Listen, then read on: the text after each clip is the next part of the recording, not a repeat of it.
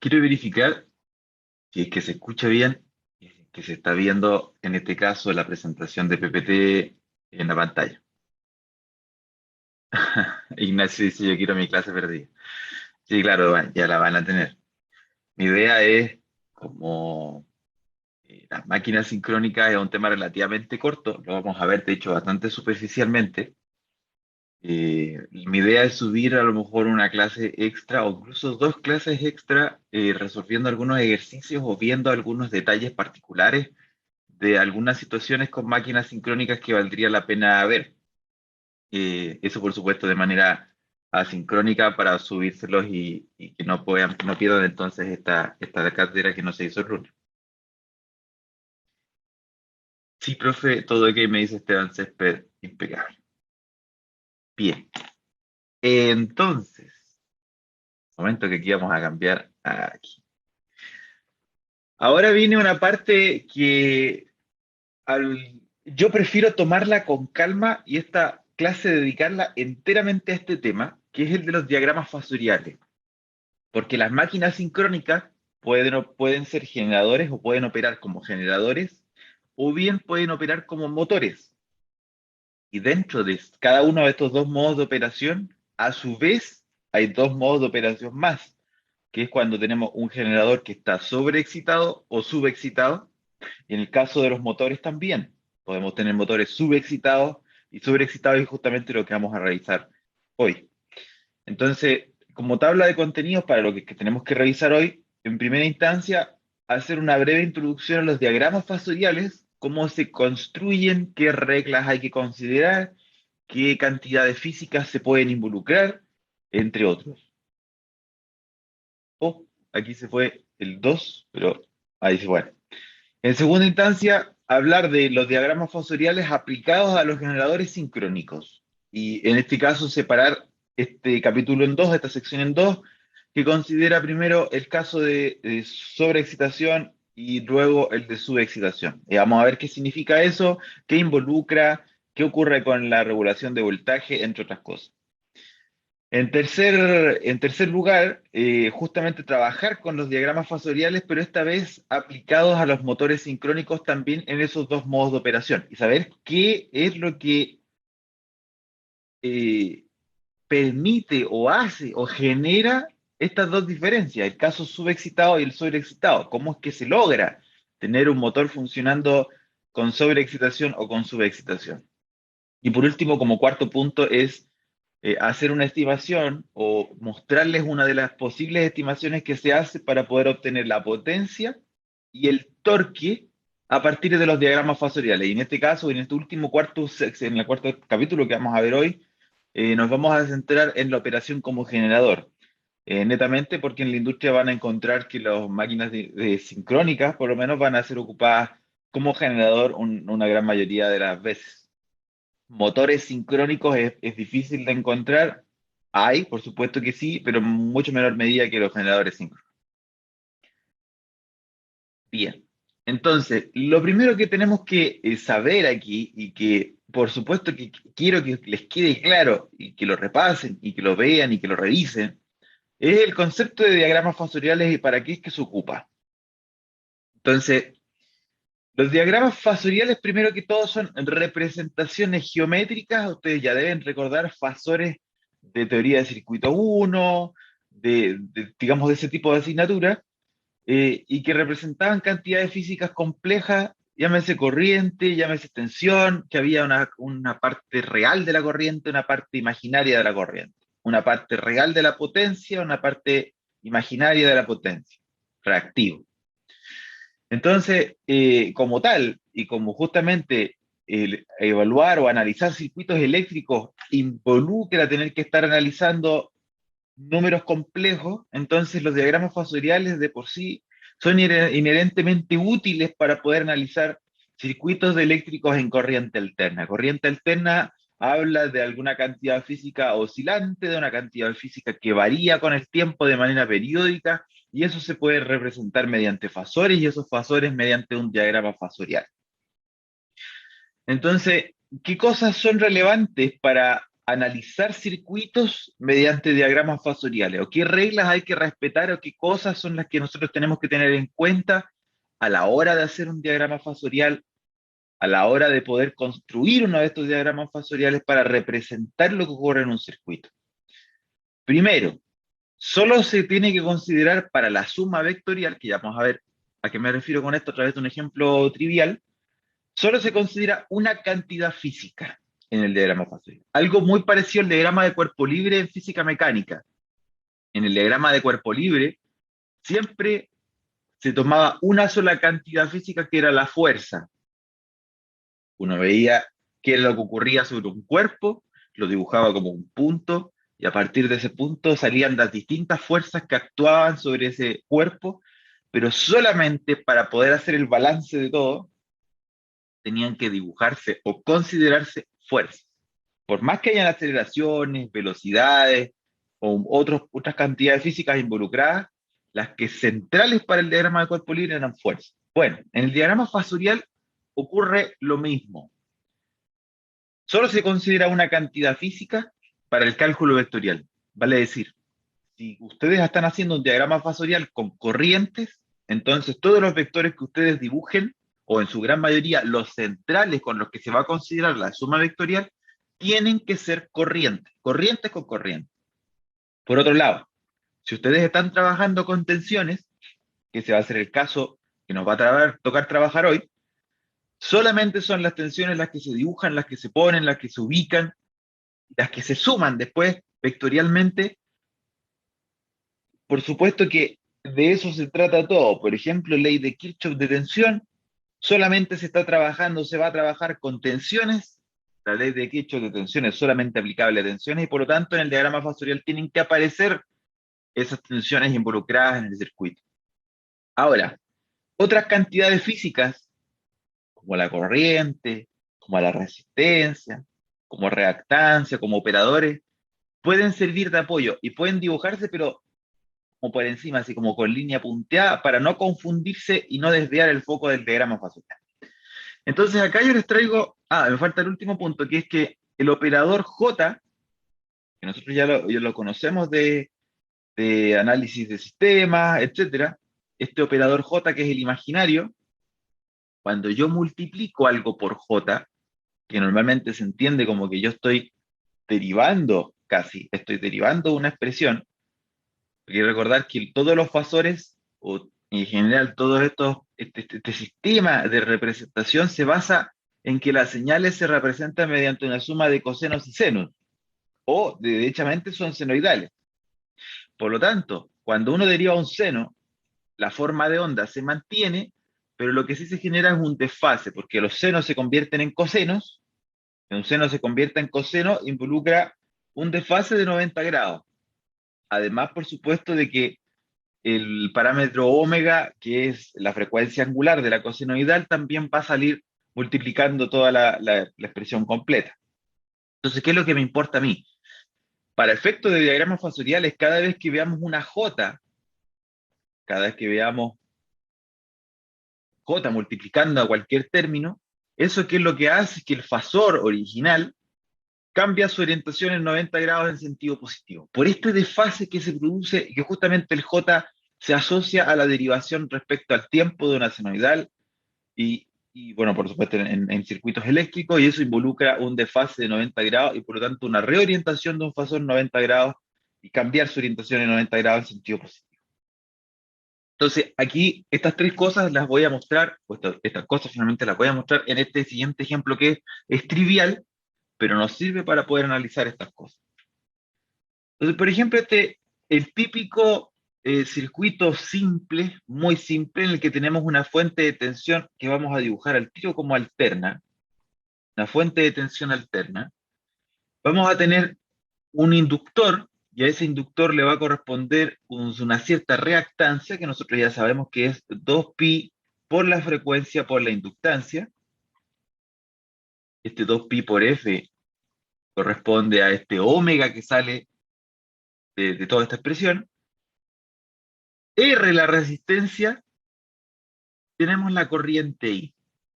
Nosotros sabemos que al hacer un balance mediante la ley de Kirchhoff de tensión, tendríamos que la tensión que se aplica, o la tensión sinusoidal de entrada, la fuente, en este caso V, tiene que ser igual a la corriente, en este caso estamos trabajando con esta corriente que está aquí mostrada en morado, multiplicado por la impedancia total. Y la impedancia total en este caso es la suma de la resistencia, que es real, o que podríamos considerar como un ente real, más J por la reactancia, que eso es lo que, de hecho, hasta en el caso de máquinas de inducción nosotros lo hemos trabajado así.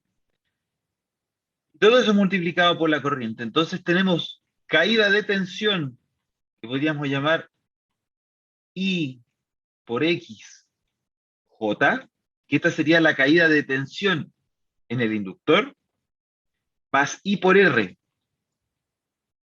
que sería la caída de tensión en la resistencia. Y por ley de Kirchhoff de tensión, nosotros sabemos que la caída de tensión total en toda una malla corresponde a la tensión de entrada, a la fuente de tensiones que hay en esa misma malla.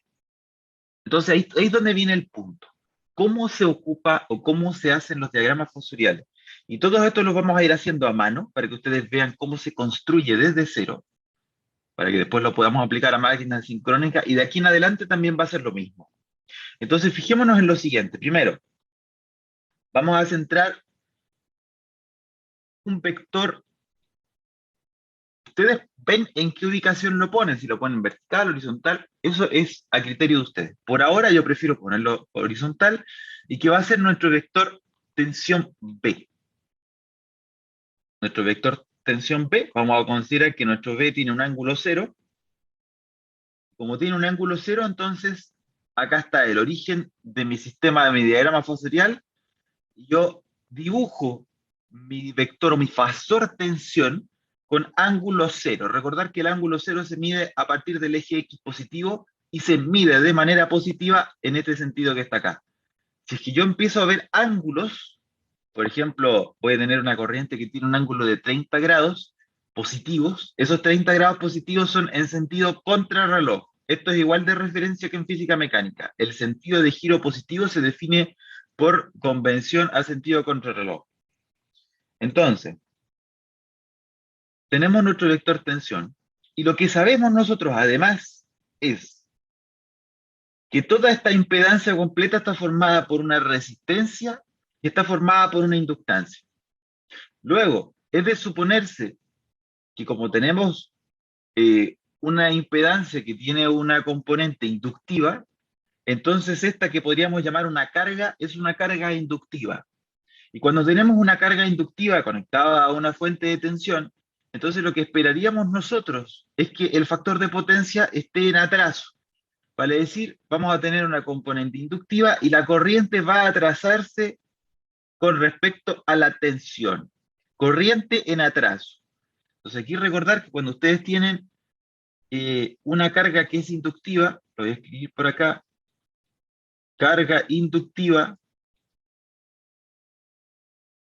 estamos trabajando en el caso de factor de potencia en atraso. O que podríamos llamar que la corriente atrasa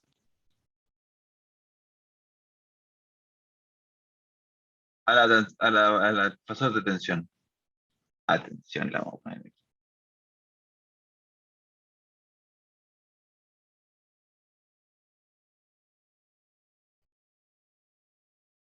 ¿Qué significa eso? Que vamos a tener que tenemos nuestro fasor o nuestro vector tensión, y la corriente se va a ir quedando atrás. ¿Qué significa quedarse atrás? Recordar que estos son fasores. Los fasores, lo que uno tiene que ver en el tiempo es que este vector se va a ir moviendo en el tiempo y va a representar la oscilación de la senoidal que nosotros estamos teniendo aquí como fuente de entrada. Por ahora estamos tomando una foto. El sentido de giro positivo se define, ya sabemos, en esta dirección. Por lo tanto, si tenemos que la corriente está en atraso, entonces la corriente va a estar así. Pero solamente la puedo dibujar como una línea punteada. ¿Por qué? Porque recordar que para el caso de diagramas fasoriales solamente se trabaja con una cantidad física. En este caso estamos trabajando con tensiones. Por lo tanto, mi corriente, que no tiene nada que ver con tensiones, yo la voy a dibujar como una línea punteada, de apoyo, solamente para apoyarme. Pero no significa que yo lo esté considerando como una cantidad relevante dentro del diagrama fasorial. Es una variable, una cantidad de apoyo. Tenemos la corriente aquí. Y que tiene este ángulo entre la tensión y la corriente, que nosotros sabemos y que debemos haber definido hasta este entonces como el factor de desplazamiento. Suponiendo que estamos trabajando con sinusoidales perfectas y que la forma no tiene ninguna deformación, podríamos llamar este el factor de potencia. Entonces vamos a tener que entre el valor de tensión y el valor de corriente, o sea, entre el fasor tensión y el fasor corriente, hay un ángulo que es el ángulo phi, que es el que representa el factor de desplazamiento, o acá factor de potencia en el caso de senoidales perfectos. La corriente se queda atrás, está en atraso, recordar que el sentido de giro positivo es hacia acá, por lo tanto, si es que nosotros tuviésemos una barrera imaginaria y esto empieza a rotar, va a pasar primero la tensión por aquí, va a llegar a la meta la tensión primero y después de un rato va a llegar la corriente. La tensión está primero que la corriente, recordar que el sentido de giro positivo se define en sentido contrarreloj. Luego, ¿qué dice?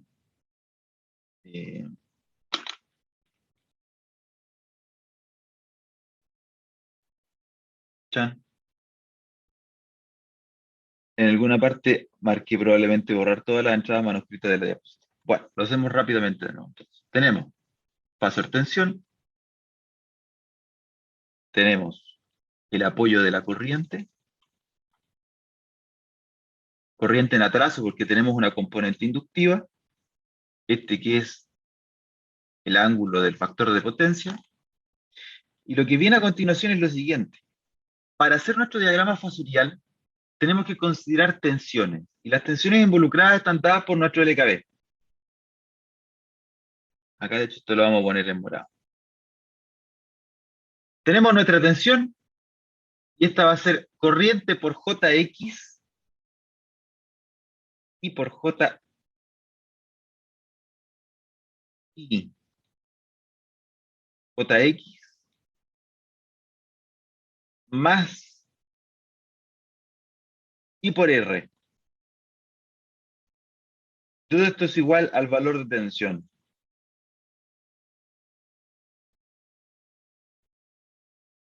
Ya. Ahora es donde hay que fijarse en lo siguiente. Para el diagrama fasorial hay tres fasores involucrados. El primer fasor es el fasor B, que lo acabo de dibujar aquí en color azul, que corresponde a la fuente de tensión de entrada.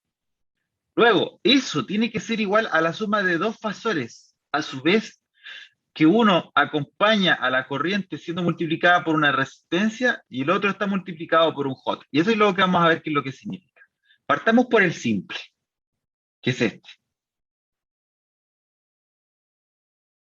R es una cantidad real, es un número que podríamos considerar constante, si es que la temperatura es constante, y por lo tanto lo que estamos haciendo es tomar la dirección en la que se mueve la corriente, y en este caso se muestra acá, estamos tomando la dirección de I y la estamos multiplicando por R. Al momento de multiplicarla por R, esto se convierte en una tensión, y las tensiones yo sí las puedo dibujar, y por lo tanto es lo que va a aparecer a continuación en pantalla. Pero fíjense en la dirección en la que la voy a dibujar.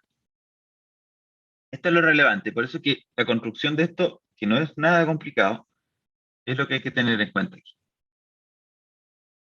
Acá voy a dibujar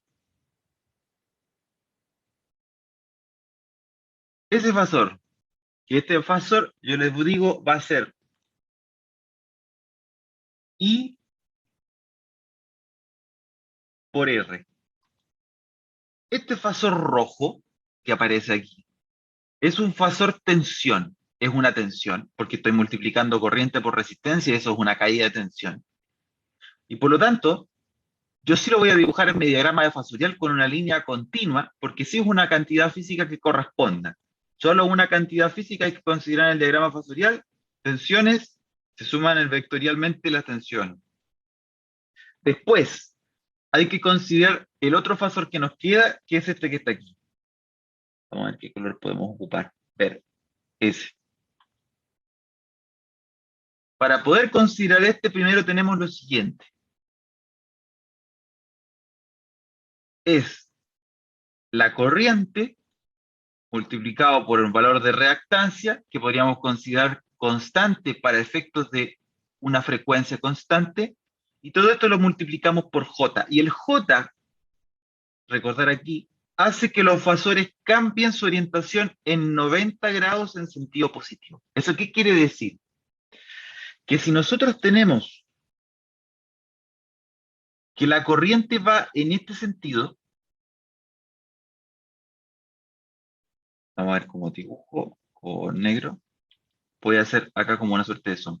Si la corriente va en este sentido, acá estoy haciendo el origen, que es esto que está aquí, lo estoy replicando acá, y acá estoy dibujando lo que ocurre con la corriente. Si la corriente se mueve en este sentido, y yo la multiplico por una J, lo que hace esto es cambiar la orientación de esta corriente en 90 grados, positivos, sentido contrarreloj. Y por lo tanto vamos a tener que este que está acá sería J por I. J por I lo que hace es tomar el vector corriente, no cambiarle la magnitud, sino que dejarlo igual, reorientarlo, haciéndolo, realizándole una rotación de 90 grados en sentido a favor de las manecillas del reloj. O sea, en contra de las manecillas del reloj. A contra del reloj. Luego, en este caso, tenemos J por I. El J por I lo que hace es cambiar la orientación de este vector por uno de 90 grados y además multiplicarlo por un valor de reactancia. O sea, tomamos la dirección de la corriente la cambiamos en 90 grados y en esa dirección creamos un vector de tensión, en este caso de caída de tensión, cuya magnitud va a ser la corriente multiplicada por este valor de reactancia. ¿Qué es lo que va a aparecer a continuación en pantalla? Y aquí se forman los 90 grados.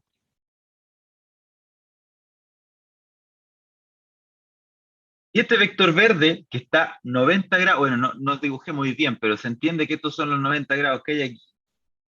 Nosotros lo podemos dibujar o le podemos poner la simbología al tiro, que esto es corriente por J, siempre importante el J, por la reactancia. ¿Qué es lo que tenemos en nuestro diagrama fasorial? Tenemos un triángulo rectángulo cuya hipotenusa, cuyo vector o fasor hipotenusa es la tensión aplicada a la tensión de entrada, tensión de la fuente. Vamos a tener en este sentido un valor de caída de tensión, que es la caída de tensión en la resistencia, y vamos a tener para acá la caída de tensión en la reactancia, que en este caso corresponde a este inductor que está aquí. Hasta aquí esto se ve relativamente sencillo y por supuesto que se tiene que cumplir la suma vectorial. Vale decir que la caída de tensión en la resistencia más la caída de tensión en la reactancia, que está por supuesto representada por el inductor, tiene que ser igual a la tensión de entrada. O sea, se cumple la ley de Kirchhoff de tensión. Y en definitiva, el diagrama fasorial lo que es la representación geométrica, por supuesto estamos hablando de circuito, representación geométrica de alguna ley de Kirchhoff, tal como se observa aquí.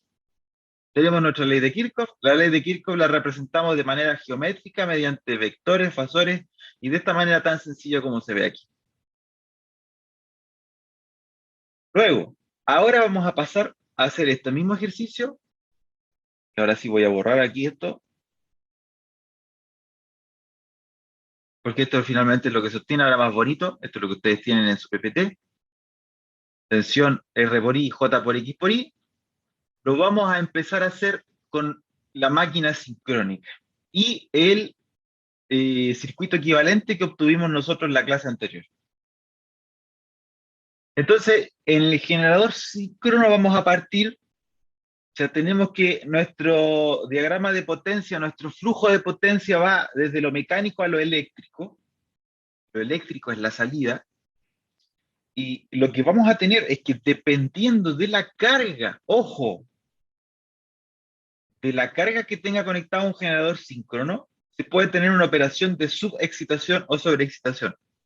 La gran mayoría de las veces depende de la carga que uno conecte a un generador es cuál es el caso o el tipo de operación que vamos a tener. Aunque de todas formas esto se puede controlar mediante la corriente de campo, pero esto ya lo vamos a trabajar en otra sesión, no hoy. Entonces, vamos a tener dos casos. Primero, caso sobreexcitado. Cuando hablamos de casos sobreexcitados, es que el factor de potencia es inductivo a la salida. O bien podríamos pensar que aquí nosotros tenemos nuestro generador síncrono, este es el esquema que nosotros hayamos llegado, este es el circuito equivalente final que habíamos obtenido por fase, ojo que esto es por fase, y que nosotros teníamos acá la tensión inducida, o podríamos llamar la tensión o fuerza contraelectromotriz, pero esta es la tensión inducida en el generador interna, tensión inducida interna, y acá está la tensión que sale de los bornes de la máquina del generador síncrono. O sea, recordar que nosotros tenemos nuestro generador síncrono, lo voy a hacer como un corte de sección transversal. Nosotros tenemos que en el rotor nosotros podíamos alimentar esto con una corriente de campo, y nosotros a la salida vamos a tener un sistema trifásico ABC. Si es que lo miramos como generador, eso involucra que nosotros le estamos imponiendo, desarrollando potencia mecánica al eje, estamos moviendo o motoreando el rotor, ya sea a través de otro motor diésel, ya sea a través de alguna turbina hidráulica, ya sea porque está conectado esto a un rotor eólico y por lo tanto se está moviendo por el viento. Pero vamos a tener finalmente que la potencia de entrada a nuestro sistema, como estamos trabajando con generadores, es una potencia mecánica desarrollada sobre el eje de la máquina, y la salida es una salida eléctrica que se va a tener en los terminales de estator, A, B, C. Entonces, ¿qué es lo que vemos aquí? Que acá el diagrama de potencia va desde aquí hacia allá, vale decir, va desde izquierda a derecha. El diagrama de potencia va de aquí hacia allá. Se induce una tensión debido a que tenemos una corriente de campo y que alguien está motoreando el, el rotor, que además tenemos esto conectado a una red. ABC están conectados a una red. Y esa red, por supuesto, que después llega a ciertas cargas. Si esas cargas conectadas al generador, las cargas que están en la red conectadas al generador, tienen una gran componente inductiva, entonces lógicamente el factor de potencia total que voy a tener yo a la salida va a ser un factor de potencia inductivo, porque aquí es como si yo estuviera conectando una carga que fuese un gran inductor, o en general unas cargas RL donde L es muy predominante, y por lo tanto, como tenemos RL predominante, entonces el factor de potencia va a ser inductivo, o sea, la corriente va a estar atrasada con respecto al factor de tensión. En este caso, que es el caso sobreexcitado, y que de hecho es bastante común encontrarlo porque la gran cantidad de cargas a nivel industrial son inductivas, motores de inducción o similares, vamos a tener el siguiente diagrama fosorial. Y lo vamos a hacer a mano, por eso es que a mí me interesa de sobremanera que esto lo veamos con calma. Porque aquí todos estos diagramas fosoriales son claves después para entender las siguientes cantidades físicas involucradas, el ángulo delta, etc. Ya vamos a ir. Entonces, primero, voy a considerar mi tensión de salida como mi referencia. Si ustedes no quieren hacerlo así, van a llegar a exactamente el mismo diagrama fasorial, pero rotado. Pero es lo mismo. Entonces voy a tomar, que de hecho lo voy a hacer con otro color. Negro porque aquí está con negro. Esto para no confundir. Ahí. Voy a tener U sub S, que es la tensión a la salida. Luego, entre la tensión de salida y la corriente de salida, va a haber un ángulo, y ese ángulo, por supuesto, que va a estar relacionado con el factor de potencia, con este ángulo phi, considerando senoidales perfectos. El mismo caso que nosotros habíamos visto anterior. Tenemos factor de potencia inductivo, luego acá vamos a dibujar una corriente,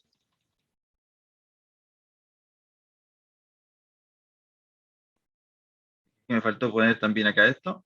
Vamos a tener aquí una corriente, que es la corriente I sub S. Y aquí, entre el U sub S, fasor de tensión, y la corriente, entre tensión y corriente, va a estar este ángulo phi, que lo voy a dibujar ahora. Phi. Bien. ¿Qué es lo interesante aquí? Acá tenemos el LKB. El LKB está, como estamos trabajando como generador, entonces estamos asumiendo que la tensión más grande es esta, porque esta es la que está alimentando todo. O sea, tenemos una, eh, una tensión inducida debido a que se está motoreando el rotor, debido a que tenemos una corriente de campo y debido a que está conectado esto a la red, y esta es la fuente. La fuente es la tensión inducida interna del generador y todo el resto se considera como carga. El flujo de potencia va de izquierda a derecha y por lo tanto E sub F es el mayor. Y por lo tanto vamos a tener que la tensión inducida, E sub F, va a ser igual a la caída de tensión en todo el resto del circuito que se considera como una carga. Entonces vamos a tener por acá J por X sub S por Y sub S, que es la caída de tensión en el inductor, R sub S por I sub S, que es la caída de tensión en la resistencia, y el U sub S, que es la tensión útil o la tensión que podríamos sacar en la carga o la que podríamos conectar la carga donde está conectada la carga a la salida del generador. Entonces, fíjense en lo que ocurre. Tenemos nuestro vector U sub S, está aquí, ahí está el U sub S, y a continuación hay que sumarle el vector R sub S por I sub S. ¿Qué significa eso? Tomar la dirección de la corriente, multiplicarla por el valor de la resistencia y sumárselo a U sub S. Eso es lo que voy a hacer a continuación y lo que voy a mostrar acá. Acá voy a dibujar este fasor. Ese fasor está en la misma dirección que el I sub S que está aquí. Acá está el I sub S. Acá yo estoy dibujando este fasor que está en esta misma dirección, pero que es más corto, es más cortito porque está multiplicado por una resistencia y normalmente la resistencia de los devanados de estator es muy baja. Entonces vamos a tener aquí R sub S por I sub S. Ese es este fasor que yo estoy dibujando aquí, que está en esta misma dirección. Yo este fasor, que en realidad no es un fasor, sino que es una cantidad de apoyo, la estoy dibujando aquí solamente de apoyo. Es como para poder decir, mira, acá está la dirección de la corriente, no la puedo considerar en mi suma fasorial, pero aquí está la dirección de la corriente porque aquí voy a ir apoyando los vectores que voy a ir construyendo de aquí en adelante. Tenemos lista este. Está listo es. ¿Qué es lo que me queda? Multiplicar y poder representar en mi diagrama fasorial la caída de tensión en la reactancia. Y para eso vamos a tener I sub S multiplicado por J. Vale decir, hay que tomar la dirección de la corriente, la rotamos 90 grados y en esa dirección vamos a tener, un momento, esto todavía no, ahora no. En esta dirección resultante de la rotación de 90 grados de esta corriente I sub S, vamos a tener la caída de tensión de la reactancia. Entonces tengo la dirección de la corriente, la roto en 90 grados, y en esa dirección sumamos esta que va a ser la caída de tensión J por I sub S por X sub S. J por I sub S lo que hace es tomar el fasor de corriente, lo rota en 90 grados, sentido contrarreloj positivo, y lo multiplicamos por la reactancia. Y este entonces son los fasores que tenemos aquí. Tensión U sub S, después la caída de tensión en la resistencia y después la caída de tensión en la reactancia. Y el resultado de estas tres, que ahora ya las tengo sumadas en mi diagrama fasorial, es la tensión inducida en el generador. Yo acá voy a dibujar con color azul. Qué mal. Momento. Esto fue grosero. Ahora sí, vamos a ver si es que lo chunto mejor. Ya, un poco mejor. Este va a ser el E sub F. La tensión inducida en el generador 5. Tensión inducida interna.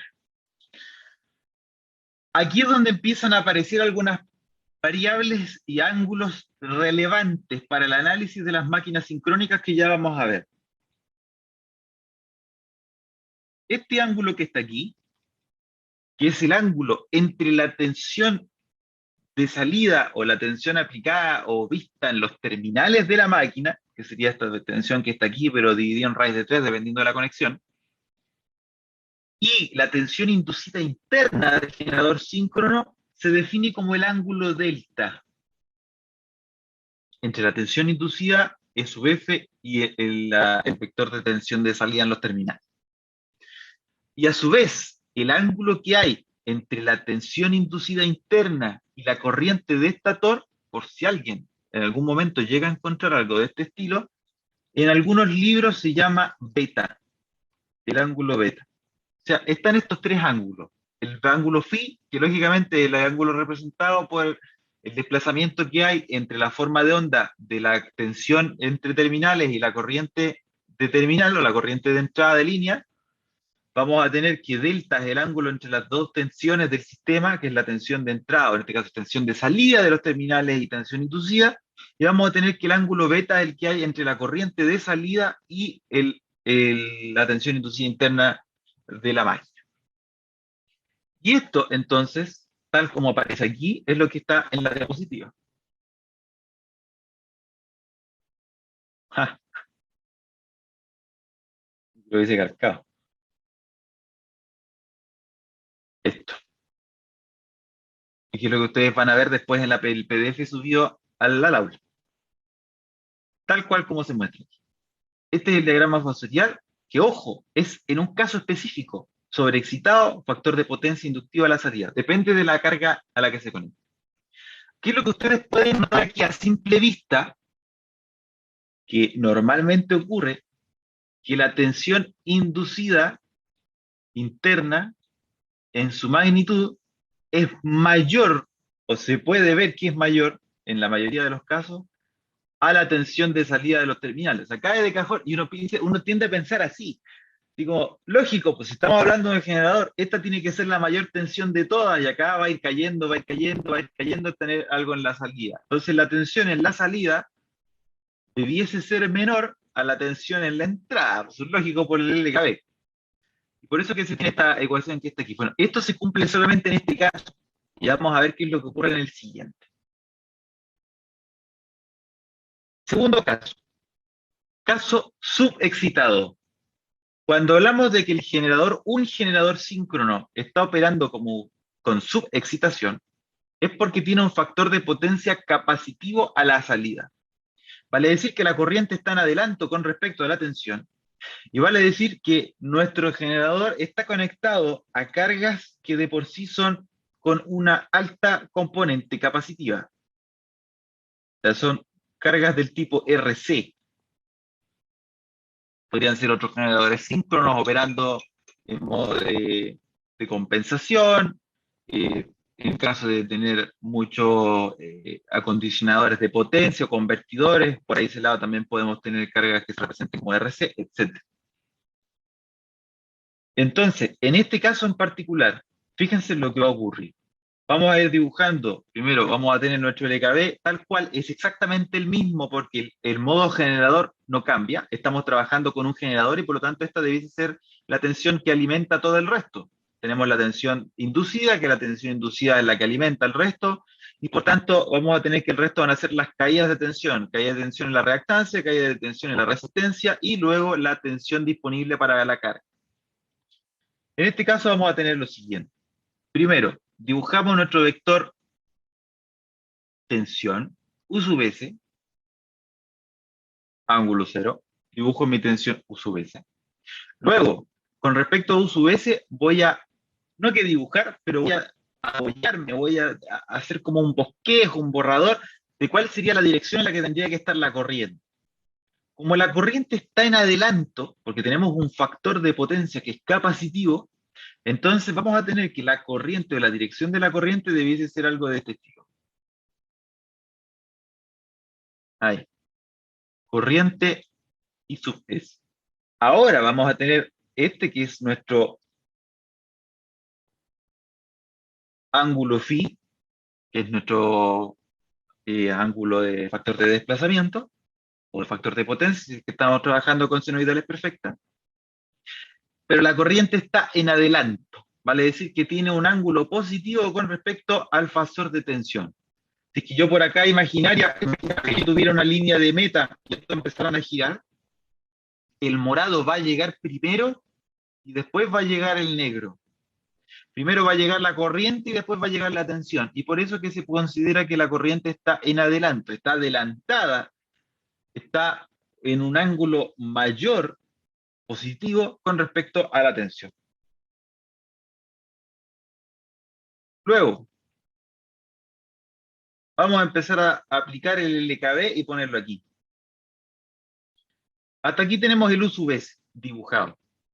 Falta el R sub S por I sub S, que lo voy a dibujar acá. Acá ustedes ya saben, R sub S por I sub S. Lo que hago es tomar la dirección de la corriente. La dirección de la corriente la asumo como un fasor justo después de U sub S, porque esto es una suma vectorial. Y como la multiplico con un valor de resistencia que es relativamente pequeño, entonces simplemente queda este vector que está aquí. Está en la misma dirección de la corriente, pero cuya magnitud es pequeña porque la resistencia es pequeña. Luego, queda ver qué es lo que ocurre con la caída de tensión en la reactancia. Y lo que yo tengo que hacer aquí es tomar mi dirección de la corriente, rotarla en 90 grados contra el ojo, es decir, en esa dirección, y acá vamos a dibujar nuestra caída de tensión, que es J por X sub S por I sub S. Esto que está aquí forma un ángulo de 90 grados con respecto a eso que está acá. Recordar que aquí tenemos un J. El J lo que hace es tomar la dirección de la corriente y rotarla en 90 grados en contra del reloj. Y entonces en esta dirección yo voy a dibujar un fasor de tensión que es cuya magnitud es la corriente multiplicada por el valor de la reactancia, que de por sí la reactancia sincrónica es bastante grande, generalmente un orden de magnitud por encima de la resistencia.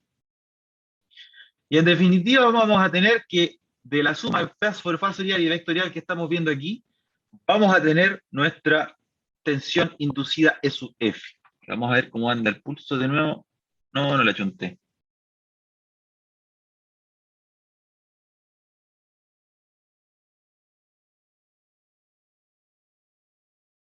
Ahora sí. Ahí. Este va a ser E sub F. Y vamos a dibujar nuestros ángulos pertinentes. Yo les dije, entre el vector U sub S, que es este que está aquí abajo, y el vector tensión inducida, de aquí hasta acá, vamos a tener nuestro vector o nuestro ángulo delta, entre tensión, entre terminales de la máquina y tensión inducida interna. Luego, entre la corriente y la tensión inducida vamos a tener nuestro ángulo beta. Así quedaría nuestro diagrama fasorial. Este es para el caso de subexcitación. Para decir factor de potencia capacitivo a la salida, corriente en adelanto. Aquí es donde está la clave, la corriente está en adelanto. Luego, lo que ustedes van a ver en el PDF que se sube a la red,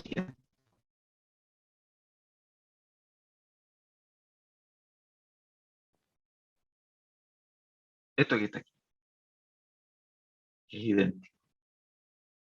¿Cuál es la gracia aquí? Que van a tener en la mayoría de los casos que la corriente, perdón, que la tensión inducida interna, producto del giro, de que se está siendo motoreado, de la corriente de campo, de que esto está conectado a una red, a pesar de que esto está en modo generador, la tensión va a ser levemente menor a la tensión de salida. O sea, es una cosa extraña. La tensión de salida, que uno siempre considera que debiese ser menor a la tensión de entrada, no es así, sino que vamos a tener que la tensión a la salida es mayor que la tensión inducida en la máquina. Algo si ustedes también trabajaron o debiesen haber trabajado en el caso de transformadores. En el caso de transformadores estaba el concepto de regulación de voltaje, primario menos secundario dividido en primario, o secundario menos primario dividido en secundario, dependiendo de cuál sea la referencia, y que dependiendo de la carga que conectaban al transformador, es que la tensión de entrada iba a ser mayor a la de salida considerando la relación de vuelta. Acá pasa lo mismo. Acá este es menos lo que se obtiene cuando tenemos un factor de potencia capacitivo a la salida. Y la regulación de voltaje entonces va a ir cambiando a medida que pues estemos operando en casos sobreexcitados o subexcitados. Luego, ahora vamos a ir a algo y lo vamos a pasar bastante más rápido porque no es tan relevante considerando que la gran mayoría se va a trabajar acá, en modo generador. Por eso que estos dos me dediqué a pasarlos con calma y buena letra para que queden relativamente claros y vean cómo se construye el diagrama fasorial desde cero. ¿Cómo se obtiene la potencia y el torque a partir de diagramas fasoriales? Ese es el punto clave y justamente con lo que más se va a seguir trabajando. Y para eso vamos a tomar el ejemplo o el caso del generador síncrono. Y porque sí, o digamos de manera arbitraria, yo elegí el caso de este que tenemos aquí, que es tal como se muestra en es diapositiva además acá. Vamos a tomar este, que es el caso del generador sobreexcitado, que es lo más común que ustedes van a encontrar, porque la mayoría de las cargas a nivel CEP son inductivas, y justamente lo que maltrata las redes y baja el factor de potencia total de las redes es la gran cantidad de cargas inductivas, y que de alguna forma eso hay que intentar paliarlo a través de bancos de condensadores, un largo etcétera. Pero en la gran mayoría de los casos las cargas van a ser netamente inductivas o con gran componente inductiva, y por lo tanto este lo vamos a tomar como el caso de referencia para poder hacer este análisis, que de todas maneras es genérico y sirve para un montón de aplicaciones. Entonces, vamos a tomar el caso del generador acoplado a cargas eléctricas que sean de naturaleza RL, o sea, gran cantidad inductiva, como que normalmente se puede encontrar en un sistema eléctrico de potencia. Entonces, en este caso ya sabemos, este es el diagrama fasorial, que es exactamente el mismo que estaba en las diapositivas anteriores, pero esta vez vamos a hacer algunas salvedades geométricas. Fíjense, para el caso del generador síncrono en sobreexcitación, podemos hacer el siguiente análisis geométrico. Acá vamos a tener el ángulo φ, que es el ángulo que se da entre este fasor tensión, U sub S, y la corriente. Ahora, este que está acá es un vector o un fasor que es paralelo a I sub S. Como es paralelo, entonces notar que aquí, ¿qué es lo que ocurre? Este ángulo φ que está aquí, por geometría, tendría que repetirse acá. Ahí tiene que repetirse ese ángulo φ. ¿Por qué? Porque tenemos una línea recta, tenemos dos paralelas, y el corte de dos paralelas con una misma recta arroja el mismo ángulo. Eso es geometría. Acá nosotros tenemos un ángulo de 90, y por lo tanto este que está acá va a ser 90 menos φ. Si ese de ahí es 90 menos φ, estos que son opuestos por el vértice es 90 menos φ. Si ese es 90 menos φ y este de acá es 90, entonces este de aquí arriba tiene que ser φ. Dicho esto, como tenemos todas estas diferencias y estos ángulos que vemos acá, entonces, ¿qué es lo que podemos hacer? Primero, si asumimos que R sub S, y de hecho creo que lo tengo escrito, así que no es necesario que lo ponga, como vamos a asumir que R sub S es mucho más pequeño que X sub S, acá yo lo estoy mostrando de manera exagerada. Prácticamente son comparables R sub S por I sub S, que es este vector que está aquí, es comparable en magnitud al J por X sub S por I sub S, que es este que está acá arriba. La verdad es que esto no es así. O sea, vamos a tener R sub S será 0,4 ohm y X sub S es 4 ohm. O sea, uno es 10 veces más grande que el otro. Y lo que vamos a tener es que este vector que está aquí es muy pequeño. Y si es muy pequeño, entonces lo que va a ocurrir es lo siguiente.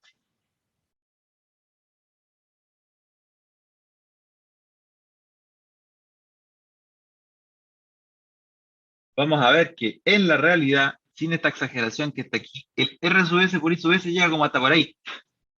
Si es que no menos, muy chiquitito, casi no se ve. Y después vamos a tener acá el vector X sub S por Y sub S, y el E sub F que tendría que ser esta que está aquí. Ahí. Eso se debiese ser lo que realmente ocurre. Esta que está acá es un caso exagerado. ¿Para qué me sirve saber eso? Porque fíjense lo que ocurre aquí.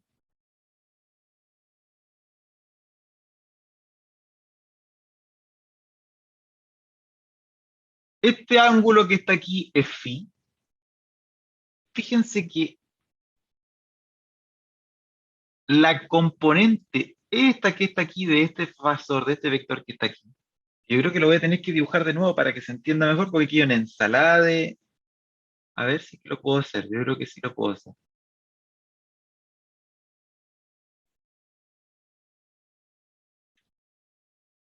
Ya, lo voy a hacer aquí para que lo tengamos todo más claro. Fíjense, tengo, los diagramas fasoriales son todos iguales. U sub S, después de U sub S dibujamos nuestra corriente, que nuestra corriente está en atraso. Luego dibujamos nuestra resistencia R sub S por I sub S, que yo les dije muy chiquitita, ahí. Después de eso vamos a tener ahí nuestro J por X sub S por I sub S. Este chiquitito que está aquí es R sub S por I sub S. Y vamos a tener que nuestro EF total es este que está aquí. Ya, aquí ya se observa algo que podría ser un poco más cercano a lo que en realidad se tiene en el caso de los generadores síncronos. Recordar que la reactancia sincrónica es bastante más grande, un orden de magnitud superior al de la resistencia sincrónica. Ahí. Entonces, lo que yo les decía es que aquí nosotros tenemos este ángulo que es phi, y acá vamos a tener lo siguiente. Este ángulo de aquí arriba es phi.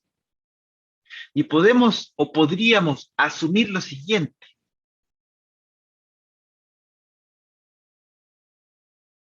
Este lado que está aquí lo podríamos calcular o estimar como la magnitud de este vector que está aquí, X sub S por Y sub S, por el coseno de phi. ¿Qué es lo que obtengo con X sub S por Y sub S por el coseno de phi? Voy a obtener esto. Esta componente que está aquí, que es la vertical de este fasor que es X sub S por Y sub S. Como este R sub S por Y sub S es tan pequeño, este vectorcito chiquitito es tan pequeño, en realidad este negro que está aquí y este verde que muestro acá son prácticamente iguales. El verde, yo lo estoy mostrando que es X sub S por Y sub S por el coseno de phi. Por otro lado, vamos a tener que esta componente negra que está aquí es el cateto opuesto a este ángulo delta. Vale decir, esto de aquí hasta acá, hasta ahí, yo lo puedo escribir como EF por el seno de delta. Tengo EF, hipotenusa, seno de delta, EF por el seno de delta me da este cateto opuesto que está aquí en color negro. Por otro lado, si considero este vector negro que está aquí, que es J por X sub S por Y sub S, quiero saber su componente vertical, que es esto verde que muestro aquí, es X sub S por Y sub S por coseno de phi. La cosa es que como la resistencia es tan pequeña, que estos dos prácticamente son iguales. Y eso es lo que podríamos considerar a continuación. X sub S por Y sub S por coseno de phi, que es esta componente verde que está acá, es igual al E sub F por el seno de delta. Aproximadamente igual debido a que la resistencia es mucho más pequeña que la reactancia. Luego, si yo despejo, voy a obtener que la corriente I sub S a la salida del generador multiplicada por el factor de potencia, si consideramos sinoidales perfectas, va a ser igual al cociente entre la tensión interna inducida, la reactancia sincrónica y el seno de este ángulo delta, que hasta ahora es desconocido, pero que ya vamos a trabajar este ángulo delta, qué significa y qué, para dónde va todo esto. Recordar esta expresión que está ahí.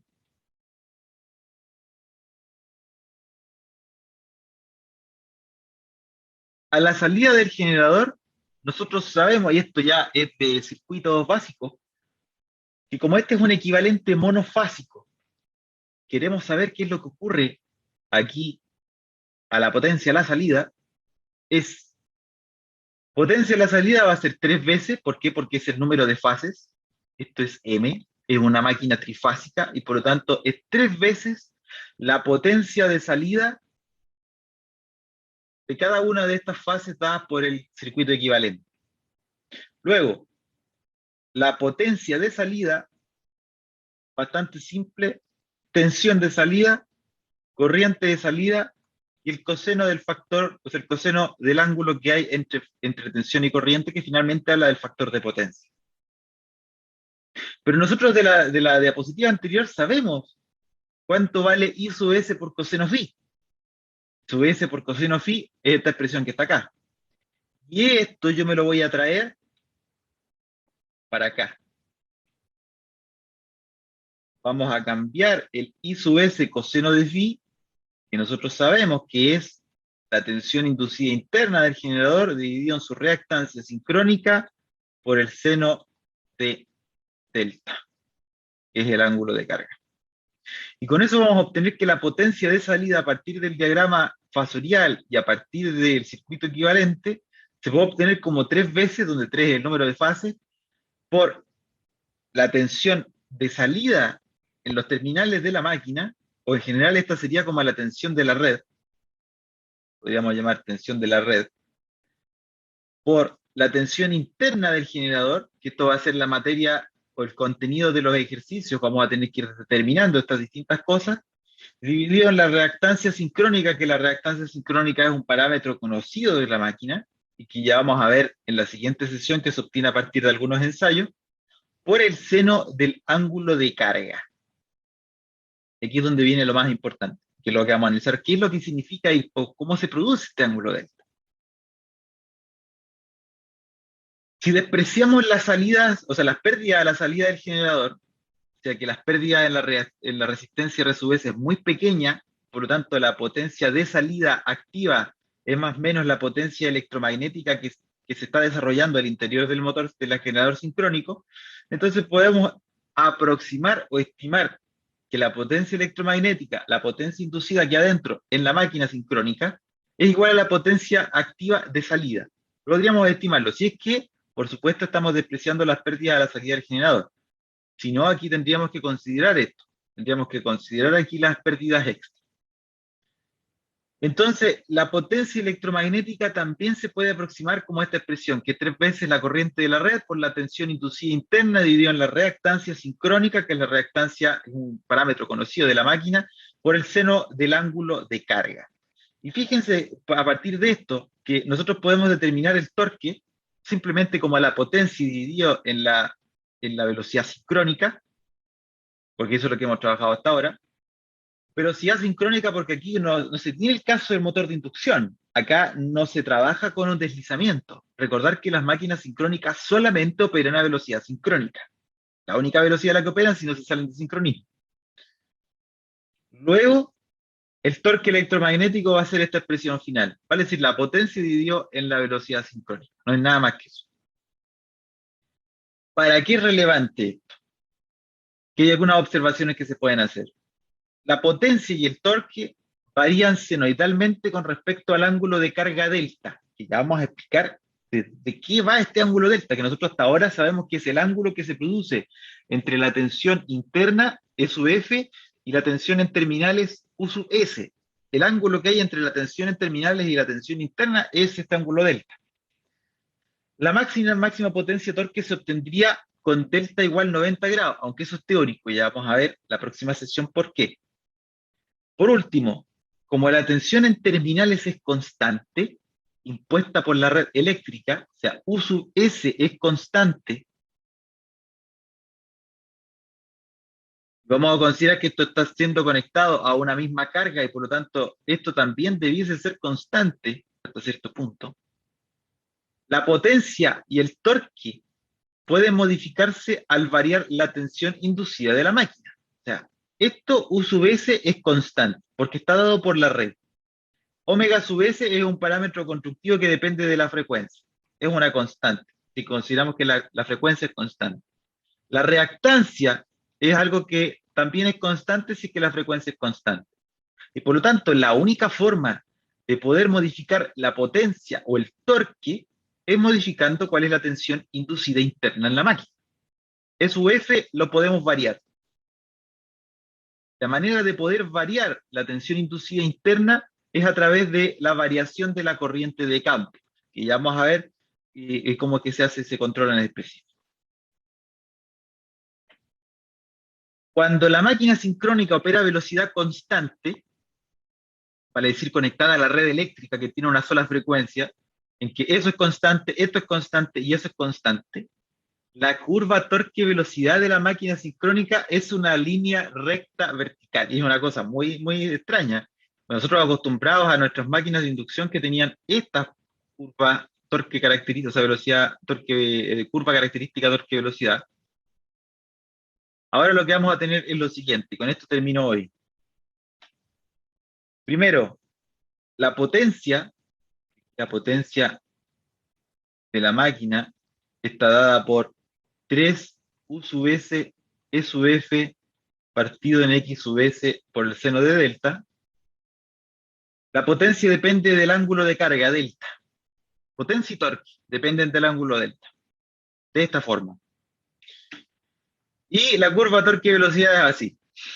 Vamos a tener torque desde cero hasta torque máximo, pero todo en la misma velocidad. Es una línea vertical. O sea que la curva torque-velocidad, la verdad de las cosas, es que no nos ayudan absolutamente nada, salvo en determinar que vamos a tener un torque máximo, sería.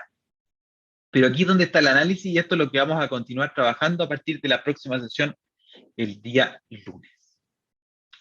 Siendo las 9:26 de la mañana, me gustaría saber si tienen alguna pregunta o consulta hasta ahora o si está todo ok. Por supuesto que quedan en libertad de acción, pero si alguien tiene alguna pregunta, yo por supuesto que la contesto.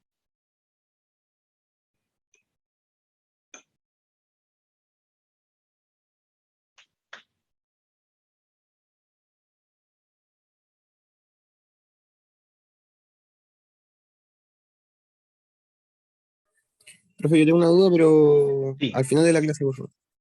ya.